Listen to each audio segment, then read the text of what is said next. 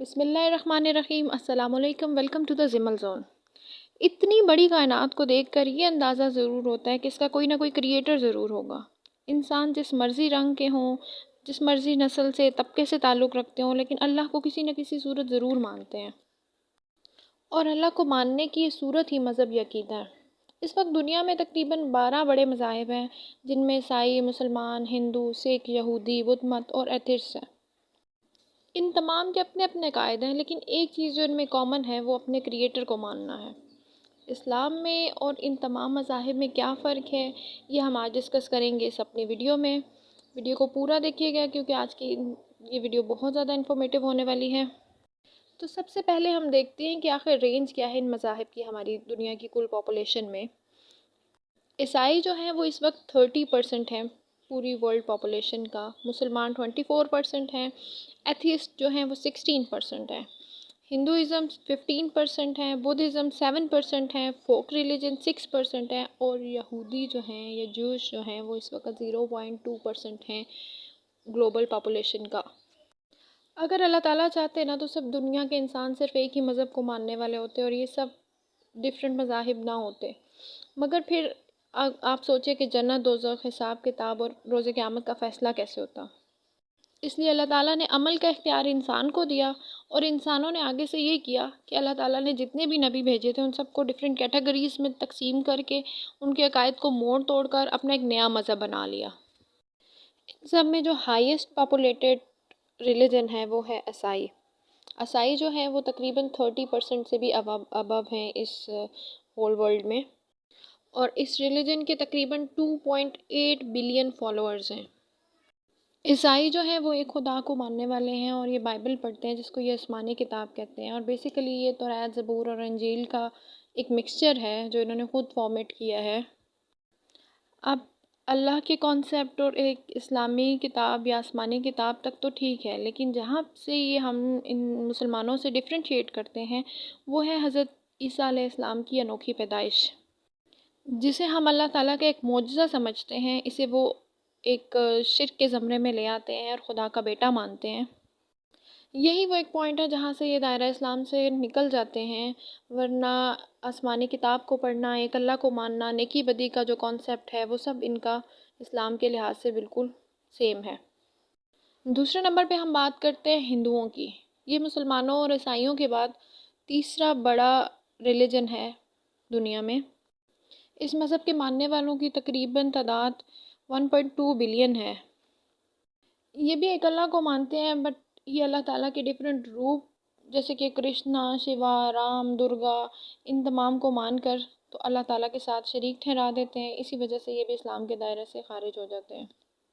اس کے علاوہ ان کی پیدائش کا جو عقیدہ ہے وہ بھی ہم مسلمانوں سے بہت ڈفرینٹ ہے، کہ ہمارا یہ ماننا ہے کہ ہم اللہ کی مرضی سے پیدا ہوئے، حضرت آدم علیہ السلام کو انہوں نے پیدا کیا اور اس کے بعد یہ نسل چلی، اور ہم نے ایک دن مر جانا ہے اور اللہ تعالیٰ کے حکم سے ہم دوبارہ اٹھائے جائیں گے اور قیامت کے دن حساب کتاب ہوگا۔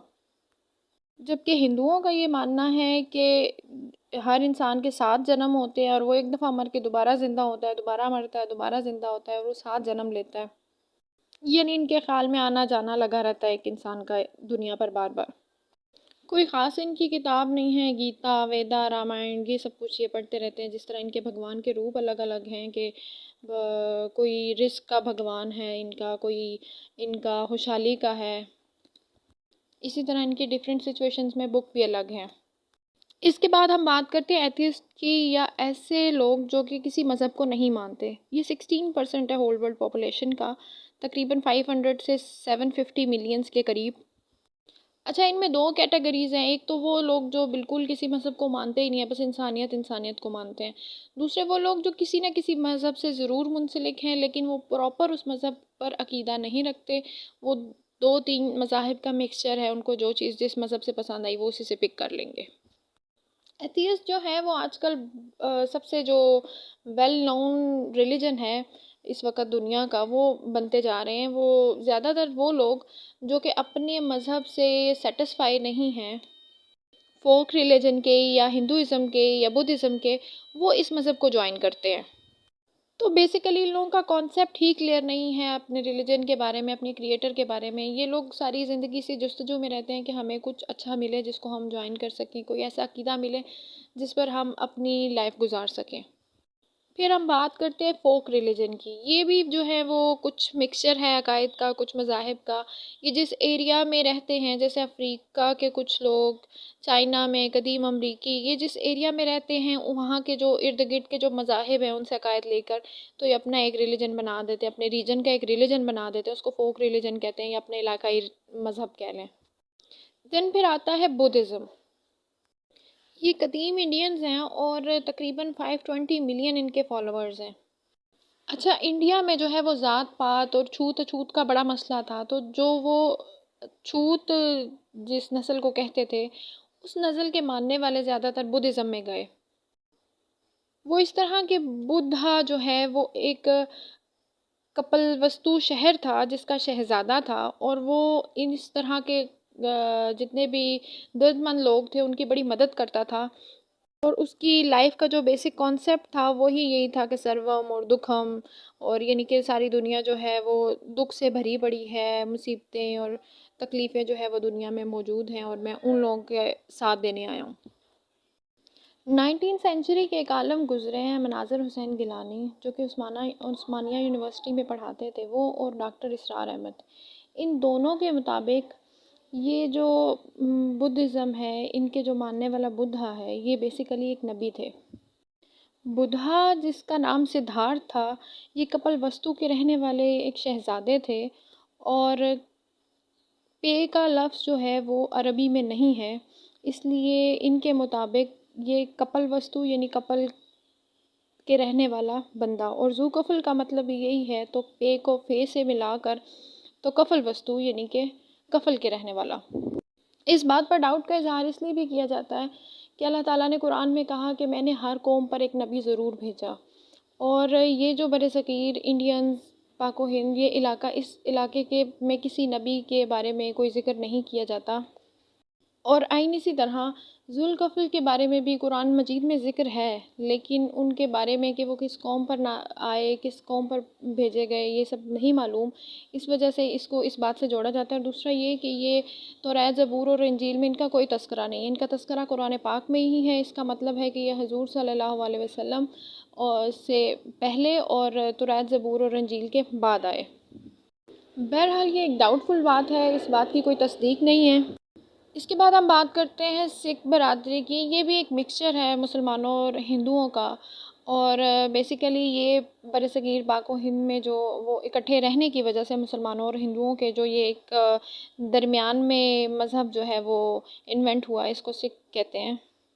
یہ ایک اللہ کو تو مانتے ہیں لیکن وائے گرو یا گرو نانک کہہ لیں، یہ ان کے پیروکار ہیں.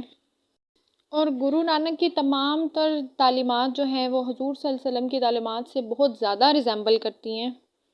ایون کہ حضور صلی اللہ علیہ وسلم کے جتنے بھی معجزات اور واقعات تھے یہ ان کو بھی گرو نانک سے منسلک کرتے ہیں.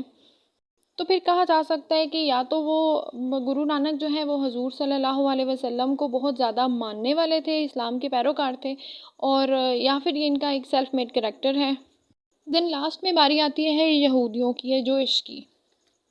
یہ بیسیکلی حضرت موسیٰ علیہ السلام کی جو قوم بنی اسرائیل ہے، یہ وہ لوگ ہیں. آج موجودہ ورلڈ میں دنیا میں جو سب سے کم تعداد ہے وہ جوئش کی ہے. یہ تقریباً 3,70,000 کے قریب ہوں گے. بٹ جو بھی یہودی موجود ہے دنیا پر، ان کا عقیدہ بہت ہی کٹر ہے. ویسے بھی حضرت موسیٰ علیہ السلام کے دور میں بھی اللہ تعالیٰ نے اس کو بڑی لاڈلی قوم کہا ہے اور اس طرح سے اس کو مخاطب کیا ہے، اور ان پر اتنی مہربانیاں کی اللہ تعالیٰ نے کہ اللہ تعالیٰ نے ان پر چشمے جاری کیے، ان پر من و سلوہ آیا، سمندر سے ایون کے راستہ بنا دیا گیا، بادلوں کی چھاؤں کی گئی ان پر. لیکن یہ نافرمان قوم ہے، ایسی نافرمان قوم جس نے کبھی بھی اللہ کا شکر ادا نہیں کیا، اور ہمیشہ اسی بات پر بضد رہی کہ جب تک اللہ دکھائی نہیں دے گا ہم اللہ کو نہیں مانیں گے. ان تمام مذاہب کی تفصیل بتانے کا مقصد یہ تھا کہ یہ تمام مذاہب بیسیکلی اسلام میں ہی کسی نہ کسی جگہ سے منہ توڑ کے ایک نئی شکل اختیار کر گئے ہیں. ان کے اپنے ہی مذاہب کے بارے میں کانسیپٹ کلیئر نہیں ہیں، جس کی وجہ سے یہ کبھی دائیں مڑ جاتے ہیں، کبھی بائیں مڑ جاتے ہیں. اس وقت مسلمانوں کی تقریباً 1.9 بلین فالوورز کی تعداد ہے. دنیا میں، لیکن دوستوں سوچنے کی اور سمجھنے کی بات جو یہ ہے کہ مسلمان بھی اس وقت فرقوں میں بٹے ہوئے ہیں، سنی، شیعہ، وہابی، اہل جماعت، اہل سنت۔ یہ سب جماعتیں کل کو ایک نئے مذہب کا رخ اختیار کر لیں گی، ہماری آنے والی نسلیں جو ہے وہ ہماری وجہ سے بے راہ روی کا شکار ہو جائیں گی۔ جس طرح سے آج ان تمام مذاہب کے لوگ ڈفرینشیٹ نہیں کر سکتے کہ ان کے باپ دادا باؤ اجداد کیا مذہب اختیار کیے ہوئے تھے اور وہ کس چیز کے پیروکار تھے، اور وہ بدلتے بدلتے ایک نئے مذہب کی شکل اختیار کر گئے، اسی طرح ہم اگر یہ فرقے بنا کر بیٹھے ہوئے ہیں تو کل ہمارے آنے والی جو نسل ہے وہ بھی اسی بے راہ روی کا شکار ہو جائے گی، وہ بھی ایک مذہب کے ہونے کے باوجود ڈفرینٹ عقیدے، ڈفرینٹ تہوار مناتے مناتے الگ رخ اختیار کر لے گی۔ تو خدا را ڈفرینٹ عقیدوں کو، ڈفرینٹ جماعتوں کو سپورٹ کرنے کے بجائے ایک اسلام پر عمل کریں، ایک اسلام کی پیروکاری کریں اور خود کو کسی فرقے کا نام نہ دیں۔ اگر ویڈیو پسند آئے تو پلیز لائک، شیئر اور سبسکرائب ضرور کیجیے گا۔ ملیں گے انشاءاللہ ایک نئے ویڈیو کے ساتھ۔ اللہ تعالیٰ آپ کا اور میرا حامی و ناصر ہو۔ السلام علیکم۔